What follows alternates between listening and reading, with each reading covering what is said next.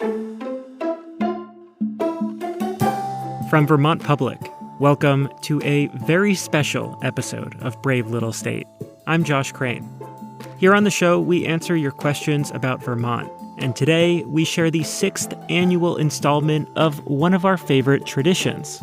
It's the one where we travel all around the state and flock to local historical societies and municipal offices with your help. Yeah, maybe we can both go to the town clerk even. Yeah. Let's do it. Oh, let's do it. Yeah. To try to get to the bottom of Vermont's most curious, perplexing, and downright strange road names. Anyone I tell my address to, they say, "Oh, why Tigertown?" And I say, "I don't know." What's going on up on Hateful Hill Road? And then I saw this listing that said Gertz Knob Road, and I thought, oh, come on, that's hysterical. Our journeys to get to the bottom of these road names are filled with mystery. That's what we always thought it was. That's the legend, I guess. Imagination. I dream about it a lot, and it changes in my dream all the time. And in the best case scenario, moments of revelation. Jackpot!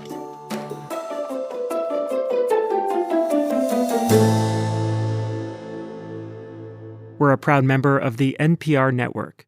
Welcome. Thanks for listening to Brave Little State, where we have support from the National Bank of Middlebury, a locally owned bank with a focus on serving families, supporting communities, and helping businesses grow and succeed, serving their hometown of Middlebury and West Central Vermont since 1831. Learn more at nbmvt.com. And Horsford Gardens and Nursery, Charlotte. Local growers cultivating native trees, eclectic perennials, and fruiting shrubs for plantings through the fall season, helping visitors find inspiration with botanical display gardens. Delivery available. Complete plant catalog at horsfordnursery.com. Our first foray into Vermont road names was way back in the summer of 2018. In podcast years, that basically means it's a tradition as old as time itself. Brave Little State's creator, Angela Evansy, and some of her colleagues tackled roads such as States Prison Hollow, Lime Kiln, and Kelly Stand. The following year, roads like High-Low Biddy, Sawney Bean, and Star Pudding Farm took center stage. And on it went, Popple Dungeon, Cowpath 40, Iranistan Road. It turns out Vermont is a hotbed for road name creativity. To get to the bottom of the first road name in this year's edition, I head to the westernmost edge of Norwich in the Upper Valley. Hi, Claudia. Hello there. I'm so sorry I'm late. That's all right. I was afraid if you get lost here, there's no cell service. Claudia Marab's house is pretty remote, even by local standards. I got lost on my way to visit her, and I live on the other side of the same town. That's how you do it. Hi, yeah. Did you get lost? That's like how we welcome people in our neck of the woods. This neck of the woods goes by different names. West Norwich, also known as Beaver Meadow. But if you go by the name of Claudia's Road, this area is Tigertown. You're talking to me because I wrote you and said, what is the story behind this road I live on, Tigertown Road? And I've been asking neighbors for 4 years, and no one knows. Why? Why in Vermont would you have a road named Tigertown Road? As far as Vermont roads go, Tigertown is mostly unremarkable. It's made of dirt, and in true Vermont fashion, it's about 1.5 lanes wide. And when you meet someone on it, sometimes there's this little negotiation where one of us pull over and the other one goes, and somehow there's a silent telepathic communication about how that's going to work, and it works well. Everything about the road screams Vermont, except for the name. And Claudia isn't the only one waiting on Brave Little State to find an answer. Yeah, I have to say, I told some neighbors about it, and they all, in an email, we have this little email list, and so many people wrote back saying, I've always thought that would be great for the Road Name Show. Thank you for posting it. Like, there's going to be a big fan following from our little rural part of Vermont for this name. That makes me so happy to hear that. Why on earth is it called Tigertown Road? We have no idea. We hope you can help us. No pressure. At least she gives me a good place to start. But also, we shouldn't forget, like, there's the West Hartford end. So was it named Tigertown for this end of the road or that end of the road? Tigertown Road runs from West Norwich all the way across the town line to West Hartford. It ends in a junction with Route 14 along the White River. And pretty close to that junction is the Hartford Historical Society, my next stop. Hi. I'm Josh. I'm from Vermont Public. So yeah, welcome to our little historical society. So how long have you I link up with Pat Stark, who shows me around. I'm the volunteer, curator, acting director, I don't know, whatever. Pat brings me to a small room on the second floor. Where are we right now? We are in our research workroom. Okay. I see a lot of file cabinets. Have a seat. I'm going to see if there's anything in here. Unfortunately, she learns that her filing system has been updated recently. Well, I filed for the first few years, and I have a volunteer filing now, and, everybody that files thinks differently. Yes. So we don't know. But Pat does pass along an important piece of information. That Tigertown Road might not be the only Tigertown Road. Yes, my recollection of whatever was produced about it before was that there are Tigertown roads in other places. In Vermont or just in general? I don't remember. Okay. I don't keep a lot in my head. That's why you have all these files. Yeah. I can confirm that Pat's recollection is correct. I didn't find evidence of other tiger towns in Vermont, but I did stumble upon a neighborhood in Holyoke, Massachusetts that was originally known as Tigertown. That's according to an article in the local paper in 1913, which describes Tigertown as, quote, a portion of South Holyoke that had a reputation of exceeding the city limits for rough and tumble fights and rowdyism. And there's also a Tigertown in Texas, or there was. It's a ghost town now. But according to the county history, it was named Tigertown, or maybe Tiger Point, by an Old West gambler because it was, quote, full of men who led fast and furious lives. That gambler was later killed in a shootout with Wild Bill Hickok, so he may have been onto something. So in both Massachusetts and Texas history, Tigertown was a name awarded for rowdiness, recklessness, and violence. Maybe the same was true in Vermont. To try and confirm, I call up a guy who Pat from the Historical Society told me about. She said he'd been asking around about Tigertown Road a few years ago. Maybe he found something. Hello? Hi, I'm looking for Art Peel. Art Peel? Well, that's me. Art Peel is a former board member of the Hartford Historical Society. Art has lived next to Tigertown Road for more than 30 years. I'm working on a piece trying to figure out the origin of the name of Tigertown Road. Oh, Tigertown Road? That's a good question. It seems as though once upon a time, across the river, there was either a skating rink or a dance hall. It was quite a wild place, and that's why they called it Tigertown. But Art doesn't have any documentation to support this, and he's a little short on specifics. I do very vaguely, back in my mind, remember reading something like that at one time. The tiger is kind of a wild animal, so that would be an appropriate name for something that was a little wild, rowdy area. I found the confirmation I was looking for on the Norwich side of Tigertown Road. This question comes up all the time. People ask about Tigertown, and they wonder if it's because there were tigers. Sarah Rooker is the director of the Norwich Historical Society. In fact, someone just asked me today when they heard you were coming. They said, "Why were there tigers around here?" I mean, or were there tigers, or did people have tigers, or was there some parade with tigers, or did something like that happen? And the answer is no. But really, I've always known for forever that Tigertown is associated with kind of a rowdy area. Okay, now this feels promising. Well, so the association with kind of a rowdier area of town, would that fit where Tigertown Road is? It does fit.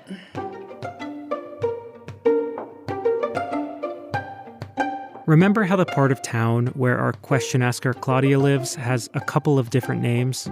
There's West Norwich, also known as Beaver Meadow, Here's the story of its other, mostly forgotten nickname, Tiger Town. For a while, up until the mid-1800s, this area thrived as a farming community. But Sarah says that didn't last. In the post-Civil War period, people abandoned their farms and started to move west. I once read a letter that someone who had moved out west wrote back and said, "You really need to come because this is an area where God took a rolling pin to the hills." Beaver Meadow started losing its population, and the local economy tanked. And it became quite an impoverished backwater area. And also became quite rowdy. There's an account of a drunken brawl in the street and lots of bootlegging. An 1874 article in the Burlington Free Press describes an illicit distiller who is, quote, after all, a resident of Tiger Town in Norwich. There were stills and applejack and home brew flowing from Beaver Meadow to Hanover and probably to Dartmouth College. Sarah hasn't seen a reference for a wild dance hall or skating rink in old newspaper clippings. She does share an article from the Randolph newspaper in 1905. It refers to Beaver Meadow as the, quote, fighting part of Norwich. And that was the reputation, yeah. So here's what we've learned. As early as 1874, this part of Norwich was known as Tiger Town, a nickname that stems from its rowdiness. We also checked our work with the closest thing we have to a road names Bible, Esther Swift's Vermont Place Names. And she writes that Tiger Town is probably a reference to some unruly individuals who used to live there. What's still unclear is when exactly the nickname was adopted as a road name, though we do see the name Tiger Town Brook pop up on maps as early as 1906, and that brook runs parallel to Tiger Town Road.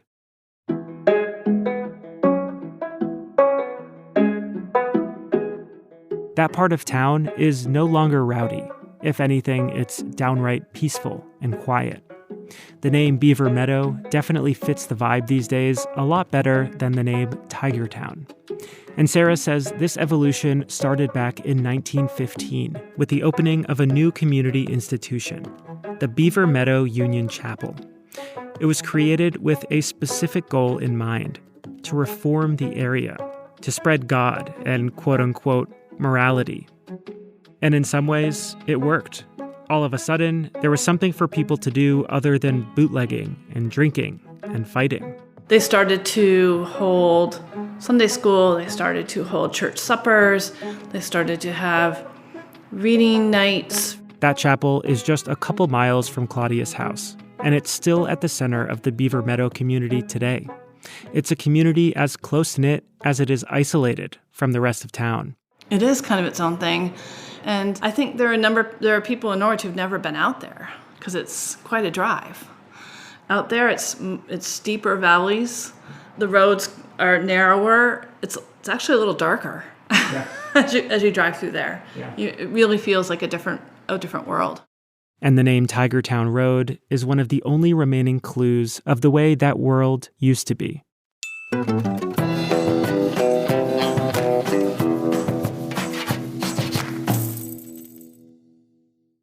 Now we're going to head to the other side of the state, where my colleague Andrea Lorian went on an especially memorable trip to try and figure out the origins of our next road name.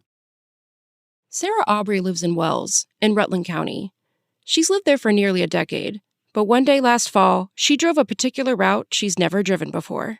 Driving east from Wells, we went to East Wallingford. And while passing through East Wallingford, she saw something that caught her eye. And just kind of noticed at the side of the road this little green sign that said Hateful Hill Road. And I thought, what's going on up on Hateful Hill Road? Hateful Hill Road. It sounds pretty intense. Sarah hasn't returned there since her drive last fall. I mean, I get it. The road doesn't really sound welcoming. But the name has stuck with her. And she's thought a lot about where it might have come from. I have a couple of theories. Maybe something awful happened up there one time. Maybe there was some sort of mishap with a farm, or I don't know. Sarah was partially correct. We did end up on a farm at one point, But thankfully, no mishaps on this adventure.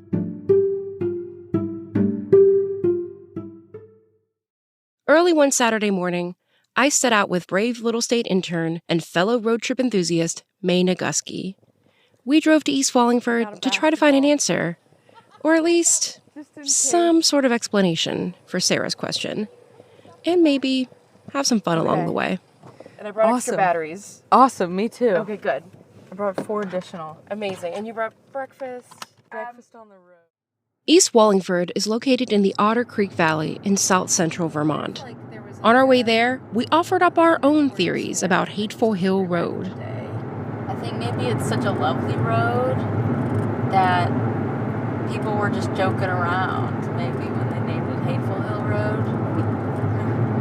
They were like, this would be funny. I love that. If we just named this road what it is not. Sweet. We made it. Our first stop is not the road in question. Instead, we visit the Seward family at their farm on nearby Sugar Hill Road. The Sewards have been running a dairy farm in East Wallingford for decades. We heard that if anyone would know the answer, it would be them. Dave and Art Seward are cousins, and they invited us down to visit. What's your dog's name? His name's Bill. Bill. Hi, Bill. Every morning, there's coffee in the Seward's barn after the milking is done, around 8:30 a.m. Inside the big barn, a handful of old office chairs wait for family and friends to sit down and chat. We could see Hateful Hill from the barn door, looming in the distance. You guys been coming to this morning coffee all your life, probably. Yeah, pretty much. What do you guys typically talk about in this morning coffee? Haven't you realized how much better off the state is now? We fix it every day. Oh, every day. Every day. Sometimes get into government, fix that too. Yeah. Pretty soon, May gets down to business and grills everyone on what they know about Hateful Hill Road. And by the way, that's a milking machine whooshing in the background. What do you think? She asked me a question I can't answer. How the hell did Hateful Hill get the Hateful Hill name? Well, that's what we've been talking about. I don't know. The Sewards don't know for sure where the name Hateful Hill comes from. But Dave Seward has an idea. 2 ideas, actually. And both connect to the slope of the road, which is very steep. It was a stage road, and the stagecoach hated it because it was such a steep hill that the horses would get tired trying to draw up it. Before there were cars, there were stagecoaches pulled by horses. And what would make it really hard for a horse to pull a stagecoach? Yep, a steep hill. We look into this theory first. And we learned that Hateful Hill Road was on a slightly different part of the hill back in the era of stagecoaches than where it is now. Dave and Art take us up there and show us the old route. Right out through there is part of your stage road and goes out. Oh, wow. Yeah, that will go on the other end of that. That kind of goes out through Like the where this part. clearing is right here. Yeah, right through there. That was a stage road. Yep, Yeah. that's part of the stage road we're talking about. It looks pretty steep. But was it enough to warrant the name Hateful Hill? One thing is for certain. We definitely did not hate the view. So could you explain to me where we are for a radio listener? On top of the world.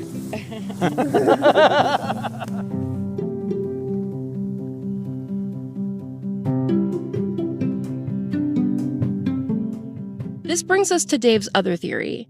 We'll call it the shadow theory, and it centers around the impact the hill has had on the surrounding area. Here's Dave again in his family's barn. Okay, so that's Hateful Hill right there. Yeah. So on the other side of it is Cuttingsville, which is part of in Shrewsbury. And so they call it Hateful Hill because that will not let the sun shine down into Cuttingsville. Did you catch that? Dave is saying that Hateful Hill is positioned in such a way that at certain times of the day, it casts a shadow on the nearby village of Cuttingsville, which is in Shrewsbury. Because if you drive through Cuttingsville, like the houses that are backed up to this mountain, never see the sun even in the summertime. It's like it never shines on their house. Never heard that. No. Because of Hateful Hill? Because of Hateful Hill. So that's why I told you to call it Shrewsbury. I have to say, if a big old hill casts a huge shadow on my house every day, I'd probably hate it too. So we take Dave's suggestion and head over to the other side of Hateful Hill.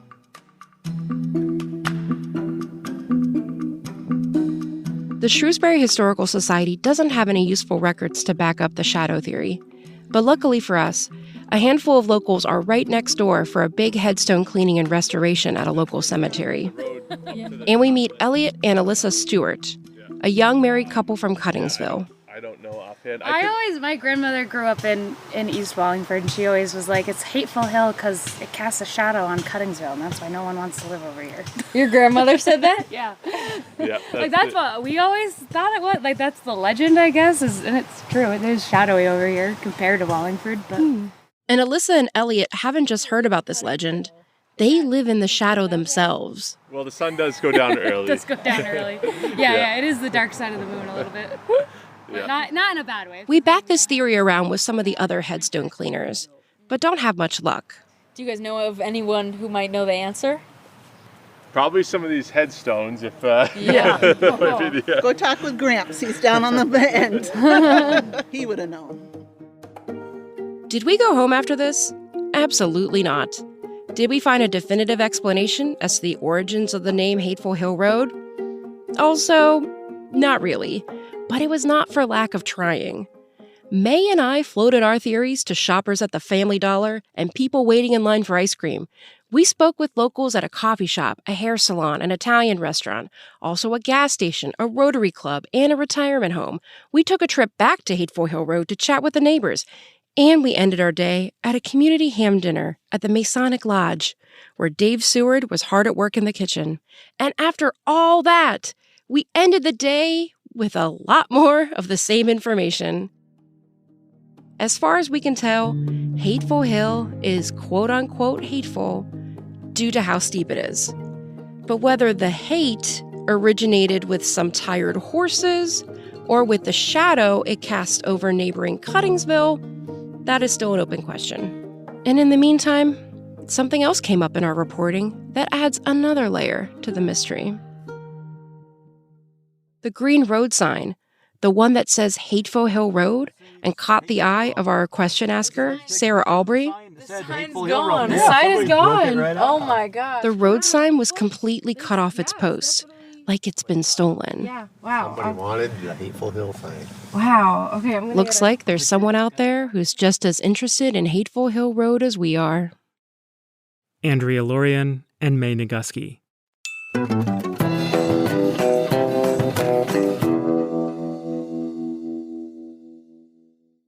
Next, we head to Underhill for our last road name origin story.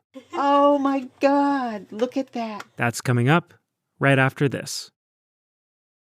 Support for Brave Little State comes from Basin Harbor on Lake Champlain in Vergennes, welcoming Vermonters to enjoy their restaurants and lakeside private cottages at special resident rates. Explore the dining and accommodations and make a reservation for September to early October at basinharbor.com/VT. Welcome back to Brave Little State. We're making our way through our 6th annual Brief History of Vermont Road Names, and we're coming up on the last story in today's installment. It was reported by my colleague Joya Putnoy, who takes it from here. In the early 90s, Judy Rayno was looking to move to Vermont. She and her family lived in Connecticut at the time. And then I saw this listing that said Gertz Knob Road, and I thought, oh, come on, that's hysterical. We only looked at it because of the street name. This house was not big enough. But we came anyway, just because it was Gertz Knob. So the house wasn't perfect, but to Judy, the road name was enough of a sell. She and her husband closed on the house in 1992, and they've lived on Gertz Knob Road ever since. It's a winding dirt road located at the base of Metcalf Hill in Underhill. And for as long as Judy's lived there, she's always wondered about the meaning behind the road name.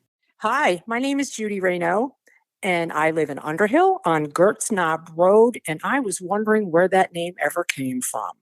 What Judy didn't know was that by submitting this question to Brave Little State, she was cracking open a vault of history that had been sitting dormant for nearly half a century. After we talk on the phone, Judy starts doing my job for me. She gets in touch with her neighbors that share the winding dirt road with the mysterious name, looking for any leads or traces of history to follow. Then she finds something. A Gertz Knob expert who has quite a story to tell. She points me in her direction, which turns out to be about 40 minutes away from Gert's Knob Road in Burlington. And in less than a day, I'm opening the door to this expert's living room. Hi, Joan. It's Joya. Oh, it's Joy. Yes, Joya with an A Joya. at the end. Oh, lovely. Yeah, nice to meet you. Nice to meet you too. Thanks for letting me come over. Do you want me to take my shoes off? No, or? no. Well, my first question is, how did you get in touch with Judy? Like, how did that come about? She called me. This is Mita Lowell. She's 80. I'm curious if Judy told you this, that she moved there. Because of the name, I know. It's sort of serendipitous in a way. Mita grew up in Vermont and moved onto Gert's Knob in the late 60s. Today, there's a handful of properties on the road, but back then, hers was the only one. It was a very old farmhouse, a barn, and 41 acres of land. But she says it wasn't technically named Gert's Knob Road back then. There was no road sign. People in town would ask us, well, whereabouts do you live? And I would tell them where we live. And they say, oh, you live on Gert's Knob. And we had no idea that, there was nothing on any piece of paper or anywhere that said that that's what it was. But the hill itself was always called Gert's Knob or Gertie's Knob. Some people called it Gertie's Knob. While living there, she attended Johnson College as an anthropology student. She says her schoolwork inspired her to ask the question, who was Gert?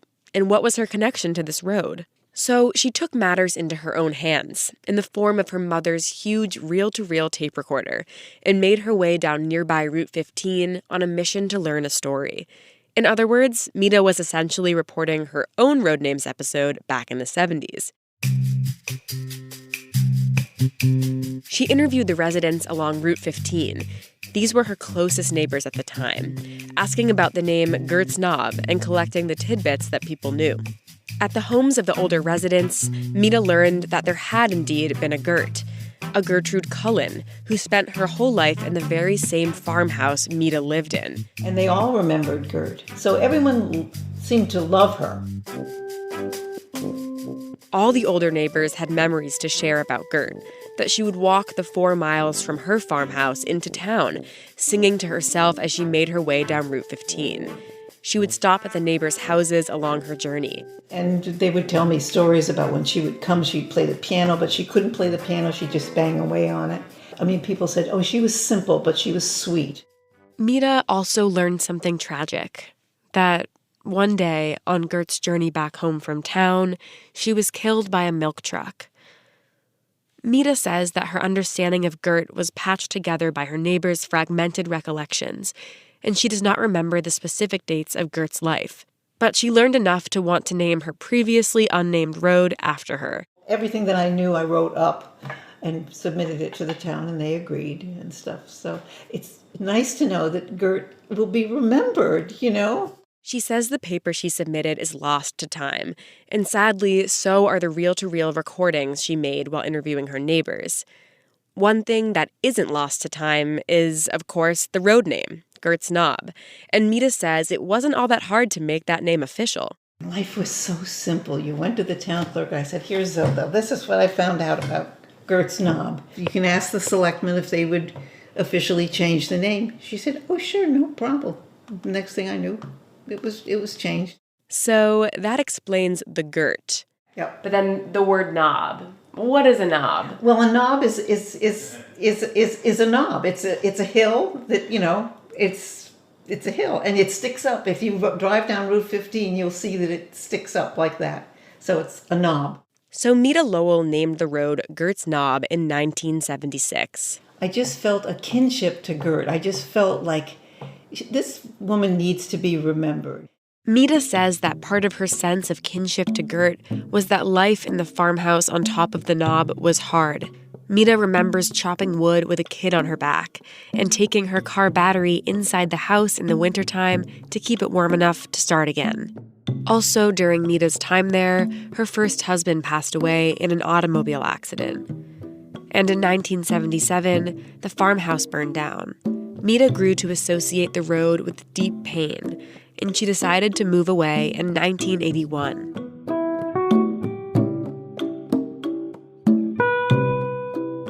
I've never gone back. Really? Well, I dream about it a lot, and it changes in my dream all the time.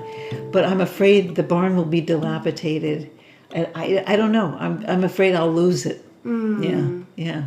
Well, I'm going to be going back next week. That's fantastic. And I'll try to reach out to the town clerk and see if they'd be available that day to do a records maybe check. we can both go to the town clerk even. Yeah. Let's do it. Oh, let's do it. Yeah. Okay. Right.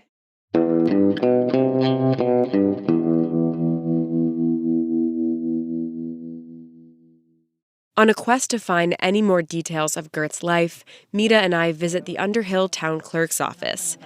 Well, we have the person who named the road right here. Yeah. Great. I don't know how far back do your records go. I mean, I have Revolution.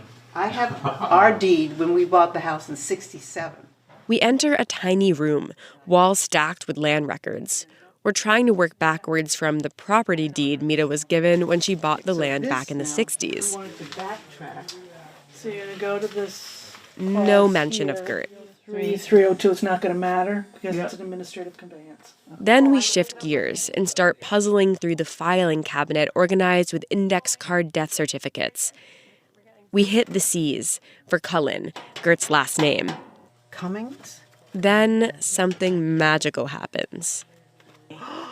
Colin Gertrude! Jackpot! Gertrude Cullen's index card, complete with dates, relatives, and place of burial. We learn that Gert was born in Underhill in 1877, the daughter of 2 Irish immigrants. She died in June of 1936 from a crushed skull, most likely from the milk truck incident that Mita remembered.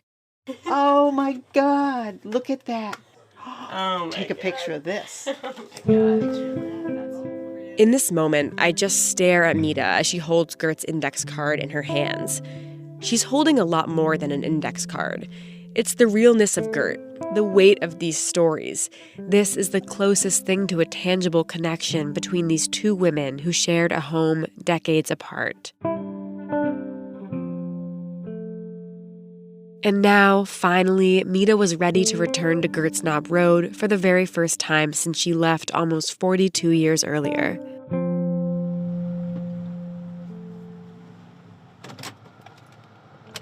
There's more than one house on Gert's Knob Road these days, including the house of question asker Judy Rayno.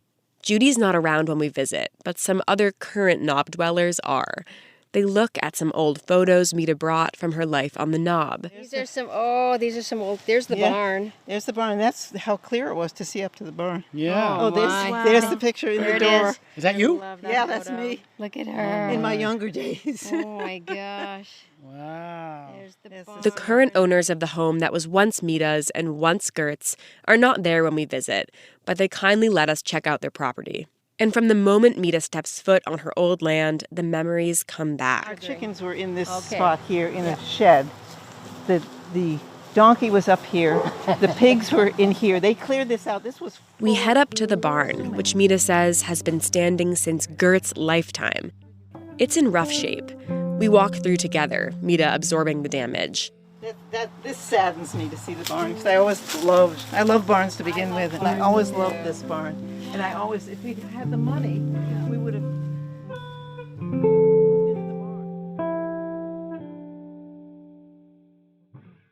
A week later, Mita and I reconnect outside the Vermont Public studios. She brings me a bag of her homemade ginger scones. Thank you so much. So nice, and that sounds so delicious. Thank you. They're pretty good. We settle in to reflect on the journey. Yeah. It was closure. It was a chapter in my life. And when you get to be my age, that's all you have left are these chapters. And that one needed to be closed. Because you hold on to things that hurt. And so this was a good closure for me. It's been great. It's been a great journey. One of the important moments of closure was finding the index card at the town clerk's office with Gert's name on it. What did it feel like to hold that card in your hand and know Gert was real, this is all real? Right, there's Gert. There she is. There's her father. There's her brother. There she is, yeah. And it was like, hi, Gert. Hello, Gert. You're being remembered again. Well, Yeah. I'm just so glad you named this road, and I'm so glad that I've gotten the opportunity to work on it and meet you and learn your story. I mean, it's been amazing. It's been a fabulous journey. Fabulous journey.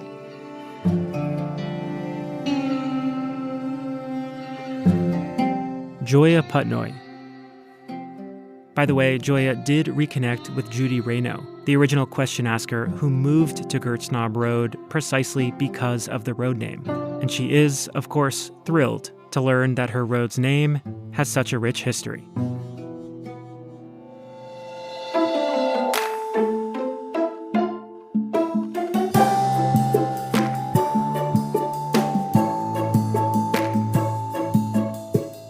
Thanks so much for listening to the show. And thanks to Claudia Marab, Sarah Aubry, and Judy Rayno for a great batch of unusual Vermont road names.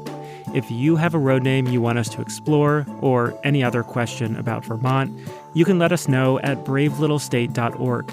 That's also where you can find all our other brief histories of Vermont road names, or check out the links in our show notes. We're on Instagram and Reddit at BraveStateVT. This episode was reported, produced, edited, and mixed by Andrea Lorian, May Nagusky, Joya Putnoy, Sabine Pooks, and me. Angela Evansy is our executive producer. Ty Gibbons composed our theme music, other music by Blue Dot Sessions. Special thanks to Michaela Lafrac, Judy Barwood, Donna Wheeler, Jane and Steve Koya, Sherry Morin, and Caroline Fritz. And our show also gets a lot of help behind the scenes. So a special shout out to our colleague Tedra Meyer for helping to share our episodes on Vermont Public's midday news show, Vermont Edition.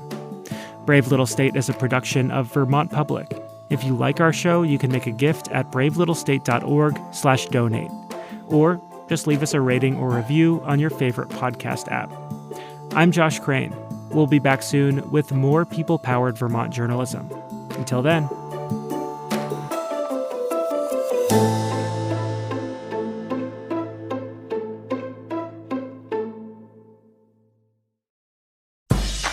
Want to learn how to be a master